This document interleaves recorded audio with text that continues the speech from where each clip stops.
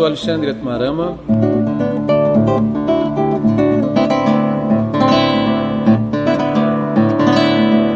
E a segunda parte é uma tentativa de imitar esse giro, por isso que ela é bem cítrica, assim, né?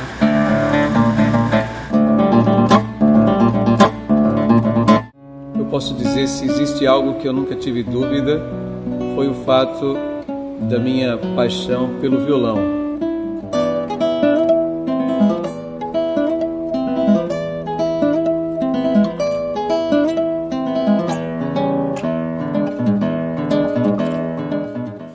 Olá,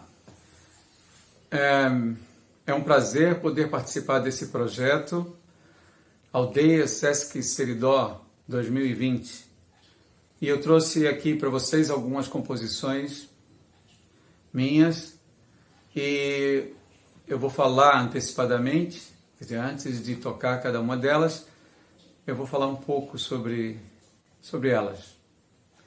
A princípio, vou falar sobre a Bela Nuvem.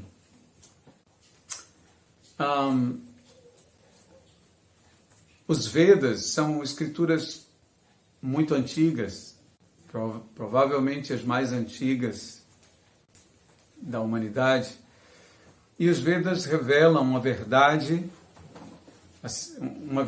pessoal, um Deus pessoal, com características pessoais. Uma dessas características é a cor.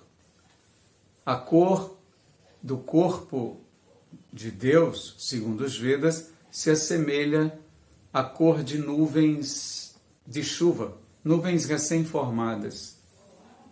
Então, assim, pensando nesse conceito, eu estava certa vez no meu quarto, no apartamento, e o céu estava carregado de nuvens assim, nuvens de chuva.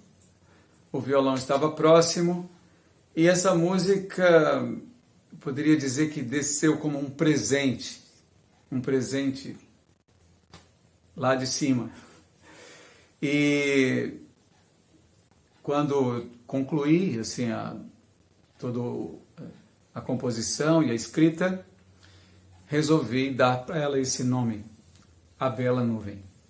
Tá? Então vou tocar aqui para vocês, espero que gostem.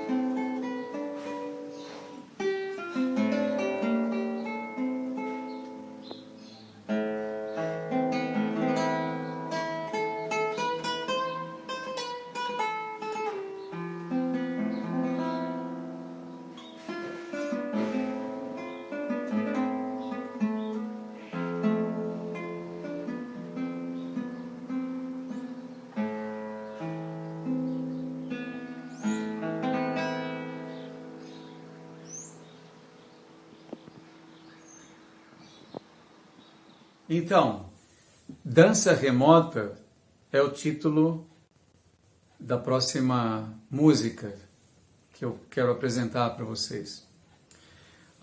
Por que esse título surgiu? Quando eu voltei a tocar e a estudar violão, depois de um longo período separado dele, eu iniciei logo um processo de compor. Eu sempre gostei de compor. É algo assim que acontece naturalmente comigo, sem forçar.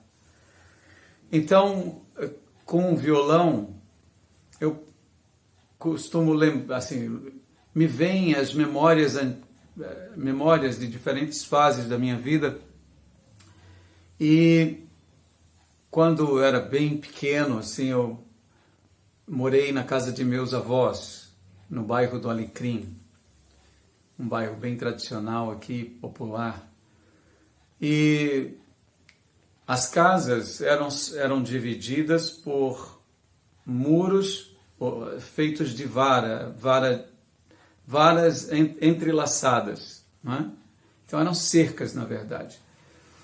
E nossos vizinhos, eles ensaiavam regularmente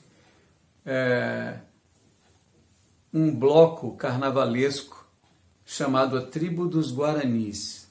Então eles realmente estudavam como essa tribo se comportava e se pintavam, e a música era muito interessante, porque toda noite eu lembro que eu me aproximava da cerca de varas e olhava por entre as varas ali o ensaio deles. Isso ficou muito marcado na minha memória. Foi quando eu comecei a desenvolver essa ideia. É um ritmo que lembra o ritmo que eles utilizavam em seus ensaios, um ritmo indígena, não é? Então, o título Dança Remota veio a calhar, uma vez que se trata de uma lembrança da dança desses índios, entende, que ensaiavam para o desfile carnavalesco. Tá? Então, com vocês, a dança remota.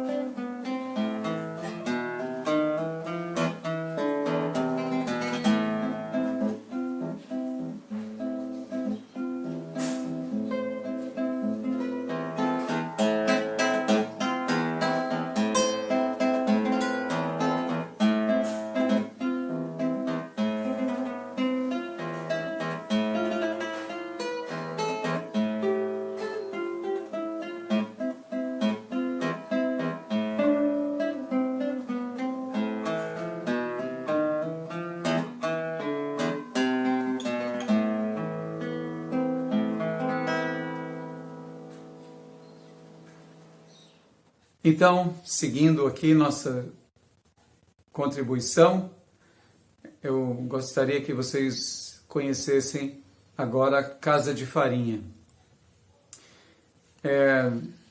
Eu tive a oportunidade de viver por um período razoavelmente longo num mosteiro, numa comunidade conhecida como Nova Vrajadama, no interior de Pernambuco, Caruaru.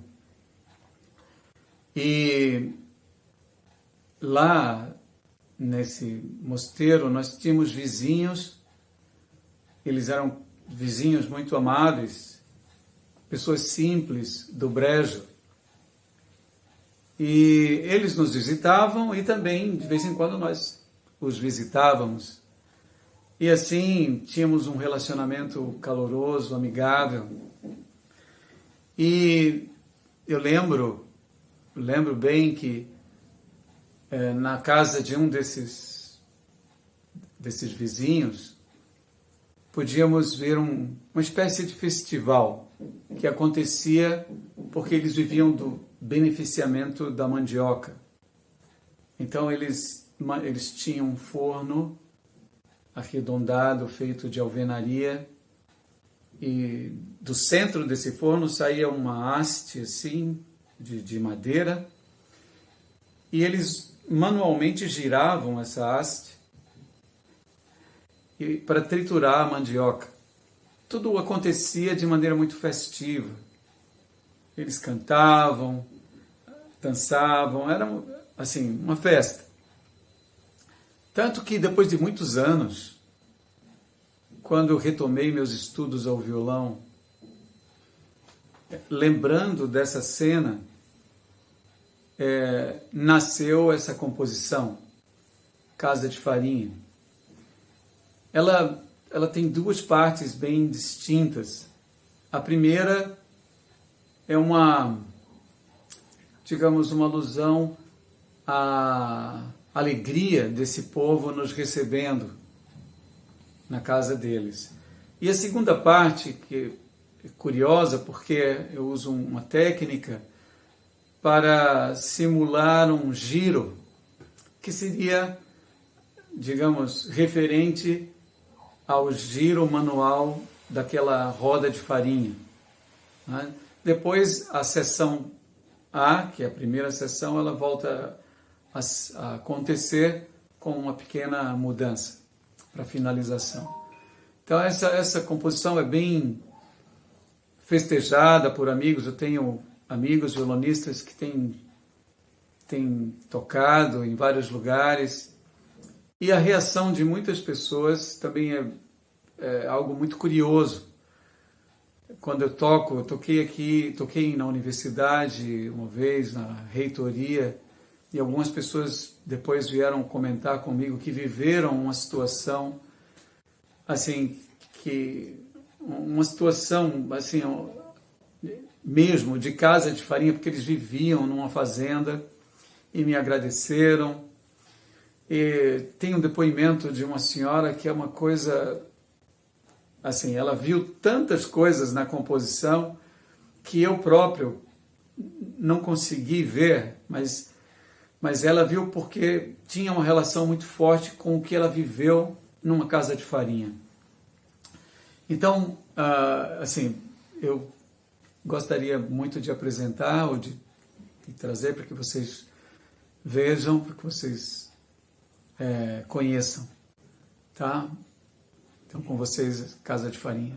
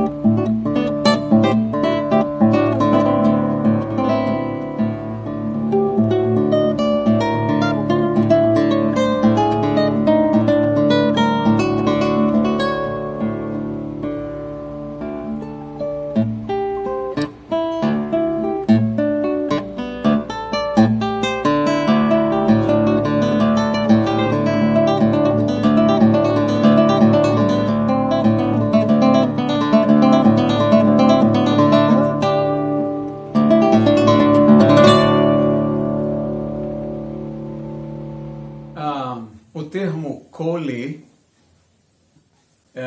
vem também do sânscrito, né? Significa colo, na verdade. Essa canção, de fato, é um tema de lamento. É um tema de lamento.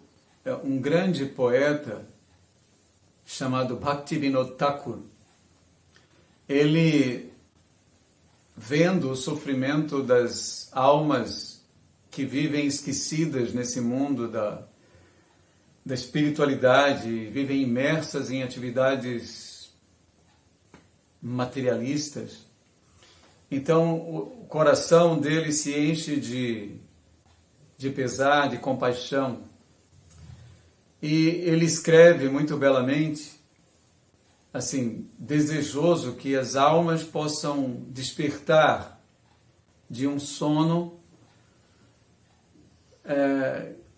que aconteceu num lugar mais inóspito,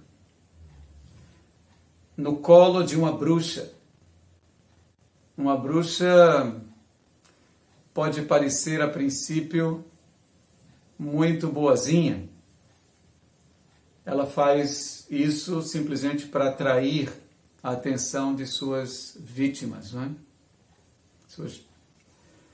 E esse poeta, ele dizia assim: acordem, almas adormecidas, vocês escolheram um lugar, assim, terrível para dormir, que é o colo de uma bruxa chamada Maya, que é a energia ilusória. Então, pensando no sentimento compassivo desse poeta, um grande sábio que eu admiro bastante, inclusive ele tem muitas canções lindas, eu fiz essa composição, que é realmente um tema de lamento, o lamento pela escolha infeliz da entidade viva, da alma espiritual, dormir no colo da energia ilusória ou da energia material conhecida como Maya. Daí o título Koli, que quer dizer exatamente o colo.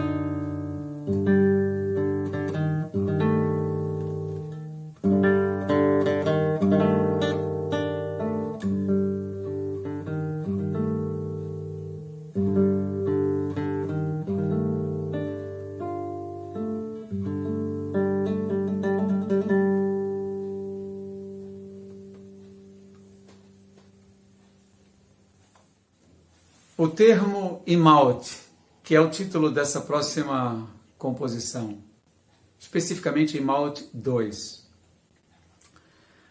A palavra Imaut surgiu de uma experiência, uma experiência minha com a técnica instrumental, para resolver um problema de articulação em uma obra, uma peça também minha chamada Gita. Ali eu precisava articular ou tocar um pequeno acorde, um grupo de 3 notas, repetidamente. Eu precisava fazer isso com certa rapidez. Na técnica tradicional, você articula nesse sentido, né, de flexão, e depois você volta e articula de novo no mesmo sentido. Então isso eu percebi que me fez perder tempo, eu precisava de algo mais ágil. Então eu utilizei a seguinte ideia: eu vou articular assim com flexão e depois eu vou usar o movimento de extensão para articular também. Então eu comecei a treinar toques no violão feitos tanto com um movimento de flexão como movimento de extensão. Como se cada unha fosse um plectro, uma palheta, como os guitarristas fazem, mas uma palheta individual. E isso foi crescendo de uma maneira que eu não pude controlar, porque eu fui vendo que mesmo em várias composições do repertório tradicional existem passagens recorrentes de acordes, pequenos acordes repetidos. Então eu comecei a utilizar em várias composições, tanto do repertório tradicional como nas minhas próprias composições. O termo imalte se refere às iniciais dos dedos indicador, médio e anular, I, M, A, e eu adicionei as 3 primeiras letras da palavra alternar, ou alternância, ALT. Então, juntando IMA mais ALT, eu tenho imalte, que é simplesmente o toque alternado dos dedos indicador, médio e anular. Então, eu fiz vários estudos, 2 ficaram bem conhecidos, inclusive esse número 2 foi premiado num grande festival assim, nacional, FEMUSIC, há 7 anos atrás, FEMUSIC 2013. Eu fiquei muito honrado com isso e pude apresentar essa composição durante esse evento que foi tão marcante e tão importante para mim. Então, eu gostaria que vocês conhecessem o Imalte 2.